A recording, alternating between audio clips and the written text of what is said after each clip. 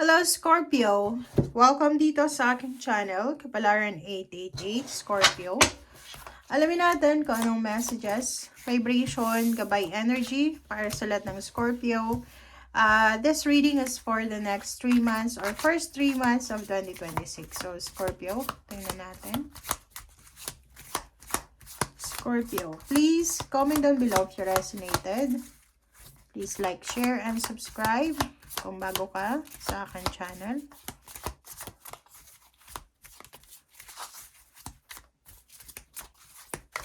Okay.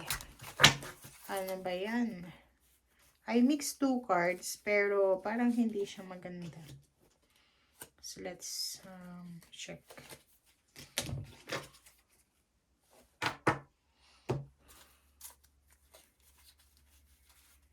Parang hindi maganda yung ano. I always mix 2 cards. Kasi, ano gusto ko siya na mix. But, it's okay. Okay. So, please check. Scorpio. Okay. Okay. Okay. First 3 cards tayo. Scorpio. Yung first 3 cards mo dito are Seven of Pentacles, Ace of Pentacles, 21 World. Okay. So, yung 3 cards na to, ang sinasabi sa'yo, Scorpio, na meron ditong Scorpio na you are super eager talaga na lalo kung nasa Pilipinas ka pa lang. Doon sa mga Scorpio na nasa Pilipinas pa lang, sobra-sobra yung kagustuhan mo. Sobra-sobra yung pangarap mo na makapunta ng ibang bansa. Magtrabaho sa ibang bansa as an OFW.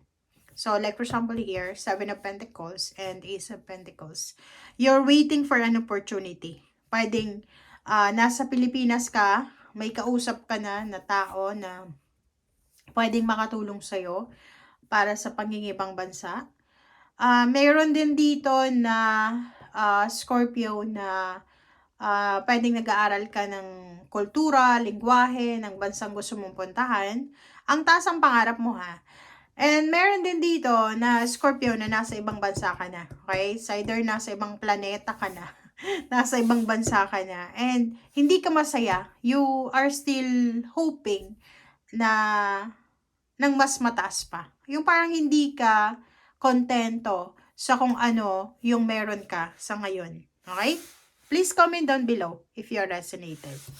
Like for example, nasa ibang bansa ka na, as OFW ka na, pero nagwi-wish ka pa na, ay, hindi ito yung bansa na gusto ko. So, you are parang looking for another country, another stable na trabaho or mataas na sweldo.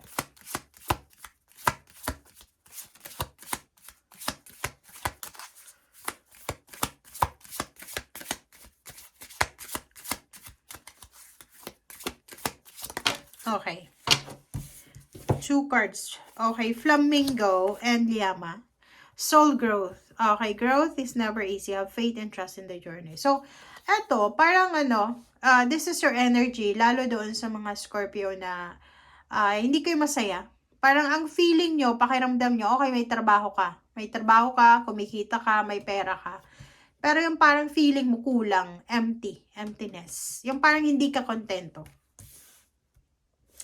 Eto naman, Flamingo, Unity Heart, you are being called to work on collective healing. So, parang ang sinasabi ng barahan na to na may kailangan kang trabahuhin, may kailangan kang pagalingin, or siguro marami kang mga traumatic experiences, relationship man, trabaho, negosyo, na yun yung rason kung bakit hindi ka makaramdam ng contentment. So, maybe galing ka sa broken family, maybe galing ka sa, broken family, pwedeng yung nanay mo may asawang iba, yung tatay mo may asawang iba, iba-iba yung mga father or mother yung magkakapatid, parang ganon, and you're married, and yung pakiramdam mo, yung tamang hinala ba? 'Di ba? Yung kahit hindi naman nagloloko yung asawa mo o yung karelasyon mo, akala mo katulad sila ng parents mo. Parang ganun. Okay, so, let's check. Ano pa ba?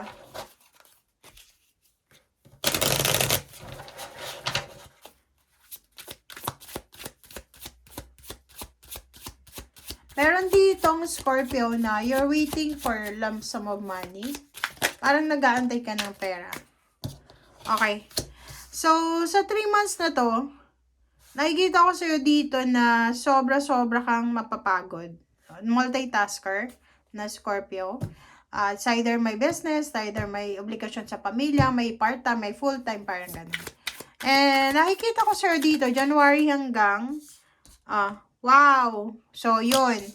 Sinasabi ng bara sa'yo na magdahan-dahan ka daw, Scorpio. Kasi, yung pinaplano mong soul growth, pwedeng gusto mo pumunta ng Middle East or any countries or continents. Possible daw na maantala siya, pwedeng hindi matuloy. It's because kailangan mo sigurong ayusin yung mga dapat ayusin bago ka mag-move forward. Nakikita ko sa'yo dito na sobra-sobra kang mapapagod. Sa 3 buwan na to, sobrang pagod ang Scorpio na to. Okay. Ingat-ingat lang. You need to be careful, especially sa sobrang workaholic. Hindi ko alam kung bakit parang may depression ka ba? Depression, anxiety, or anything na kailangan magpatingin sa doktor. If possible, may mga nararamdaman ka. Kasi yung the tower dito, nakikita ko na pakiramdam mo, nag-fail ka sa business mo, nag-fail ka sa trabaho, nag-fail ka sa relationship, which is pakiramdam mo lang naman. Ang kailangan mo ngayon is pwedeng guidance counselor, or pwedeng someone spiritual na makatulong sa'yo para maayos kung ano man yung mental issues mo. Kasi siya emotional conflict yung nakikita natin dito. Doon sa mga Scorpio na nanonood ngayon, guys, if pakiramdam nyo na nadidepress kayo, nagkaka-anxiety kayo, huwag kayong mahiya na pumunta sa mga dalubhasa kasi yun yung pinaka-importante yung magagawa. Ba't kayo mahihiya na gumaling, 'di ba? Ma-resolve yung mga issues nyo.